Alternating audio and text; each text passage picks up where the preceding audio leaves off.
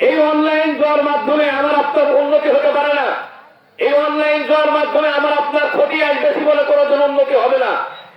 চিন্তা করে দেখেন, যদি আপনি 1 লক্ষ টাকা বা 10 লক্ষ টাকা পান, একদিন এমন একটা বিপদ আল্লাহ তাআলা দিবেন, ওই 10 লক্ষ টাকা একবারে শেষ হয়ে যাবে। বলেন ঠিক কিনা? আল্লাহ রাসূল সাল্লাল্লাহু আলাইহি ওয়াসাল্লাম বলতেছেন যে কুল্লুকুম রাঈন ওয়া কুল্লুকুম মাসউলুন আন রাইয়াতিহি।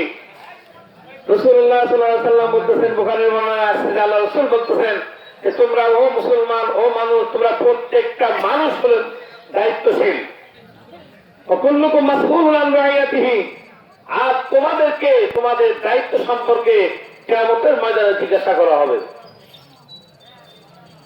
আমার আপনার দায়িত্ব সম্পর্কে কিয়ামতের ময়দানে জিজ্ঞাসা করা হবে। আমি আমার পরিবারের দায়িত্ব নিয়েছি। পরিবার আমার সন্তান, সন্ততি, স্ত্রী, পরিবারের যারা আছে, আমি যদি প্রধান হয়ে থাকি, তো কিয়ামতের ময়দানে আমাকে আল্লাহ তাআলা দাঁড় করাবেন। দাঁড় করায় আমার পরিবারের হিসাব আমার কাছে আল্লাহ তাআলা নেবেন যে তোমার ছেলে কেন নামাজ পড়ে নাই, তোমার স্ত্রী কেন নামাজ পড়ে নাই, তোমার ছেলে কেন আল্লাহর হুকুম মানে নাই, নবীর তরিকায় চলে নাই, কেন তারা এইভাবে অন্যায় কাজের ভিতরে লিপ্ত ছিল। আল্লাহ রাব্বুল আলামিন কিন্তু আমাদের কাছে হিসাব নেবেন। এখন আমাদের কাছে যখন হিসাব দিবেন, তখন আমি কি হিসাব দিব? আমার এক সন্তান তো স্কুলে পড়ে, কলেজে পড়ে বা ভার্সিটিতে পড়ে, সেই সন্তান কি করে আমি কোনোদিন খবর রাখি না। আমার সন্তান কি মদ, জুয়া বা জিনা ব্যবসায়ীতে লিপ্ত আছে? আমার সন্তান কি খারাপ কাজে লিপ্ত আছে? না আমার ছেলে ভালো কাজ করতেছে, এই খবরটা কিন্তু আমি আপনি রাখি না।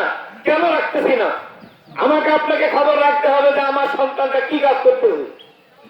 আমার সন্তানকে আমি লেখাপড়া করার জন্য দিয়েছি, কিন্তু আমার ছেলে লেখাপড়া না কে অন্যের মেয়ে নিয়ে সে কি করতেছে, ঘোরাফেরা করতেছে, বা সে খারাপ কাজের ভিতরে লিপ্ত আছে, অবৈধ মেলামেশা করতেছে। আমার সন্তান আজকে মদ্যপান করতেছে, মদ পানে ব্যস্ত আছে। আমার সন্তান আজকে জুয়াখানায় লিপ্ত আছে। জুয়া আজকে বর্তমানে জুয়াটা যেন সচরাচর স্বাভাবিক বিষয় মনে হয়ে গেছে, বিশেষ করে অনলাইন জুয়া। এই অনলাইন জুয়ার মাধ্যমে আমার আপনার উন্নতি হতে পারে না। এই অনলাইন জুয়ার মাধ্যমে আমার আপনার ক্ষতি আসবে বলে কোনো জন উন্নতি হবে না। চিন্তা করে দেখেন, যদি আপনি 1 লক্ষ টাকা বা 10 লক্ষ টাকা পান, একদিন এমন একটা বিপদ আল্লাহ তাআলা দিবেন, ওই 10 লক্ষ টাকা একবারে শেষ হয়ে যাবে। বলেন ঠিক কিনা? এই জন্য খুব সাবধান। দেখেন অনেকে আছে, অনেকের দেখবেন, একটু জোরে করে দেখবেন, যারা অনলাইন জুয়ার ভিতরে আছে, তাদের দেখবেন অনেকেই সমস্যার মধ্যে আছে। অনেকেই সমস্যার মধ্যে আছে। কারো দেখবেন গরু মারা গেছে, কারো দেখবেন অমুক ক্ষতি হয়েছে, বা এমন মানে বিভিন্ন ধরনের ক্ষতি তাদের হয়েছে। এবং এই সমস্যাটা সামনে হতে পারে, আমার আপনার যে হবে না এর গ্যারান্টি তো আমরা দিতে পারবো না, পারবো নাকি? সেই জন্য আমাদেরকে এই অনলাইন জুয়া, মদ পান, ছেলে সন্তানদেরকে এর থেকে আমাদেরকে বিরত করতে হবে। আল্লাহ রাসূল বলতেছেন, তিরমিজির বর্ণনায় আসছে, আল্লাহ রাসূল সাহাবীদেরকে বললেন, আমার সাহাবীরা, আমার উম্মতের উপরে 3টা বিপদ আসবে। 1 নম্বর হলো ভূমিধস, ভূমিকম্প হবে।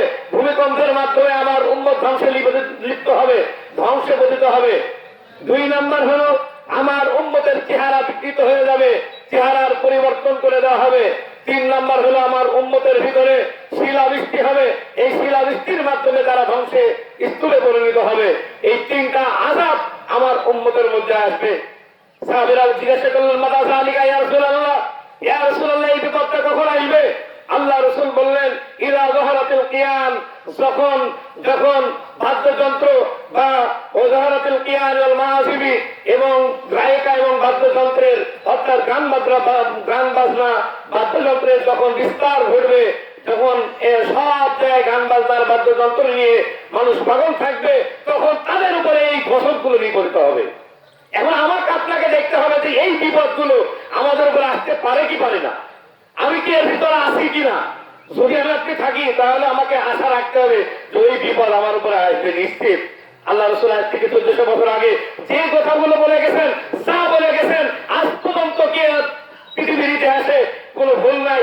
হুবহু যেইভাবে বলেছেন সেভাবেই ঘটতেছে। কিয়ামত পর্যন্ত যা বলেছেন তাই ঘটবে, ইনশাআল্লাহ। এর ভিতরে কোনো পরিবর্তন হবে না। এরপর আল্লাহ রাসূল বলতেছেন, অসারিবাল খুমর, এবং যখন মদ্যপানে যখন মানুষ ব্যস্ত হয়ে যাবে, যখন মদ্যপান তাদের বিস্তার ঘটবে, একে অপরে মদপান করবে, মদপানকে কিছু বিষয় মনে করবে না, তখন তাদের উপরে এই গজবগুলো নেমে আসবে। তো এই গজবগুলো আমার আপনার উপরে যেন না আসে, সেই জন্য আমাকে আপনাকে কি করতে হবে বলেন? আমাকে আপনাকে আল্লাহর হুকুম মেনে নবীর তরিকা অনুযায়ী চলতে হবে। আল্লাহ রাসূল যা বলেছেন, আল্লাহ যা বলেছেন, আল্লাহ তাআলা বলতেছেন আতাকুমুর রাসূলু ফাকুযুহু, আল্লাহ রাসূল যা নিয়ে এসেছেন সেগুলোকে তোমরা আঁকড়ে ধরো, ওয়ানাহাকুম আনহু ফান্তাহু, আর যেগুলো আল্লাহ রাসূল নিষেধ করেছেন তার থেকে তোমরা বিরত হও।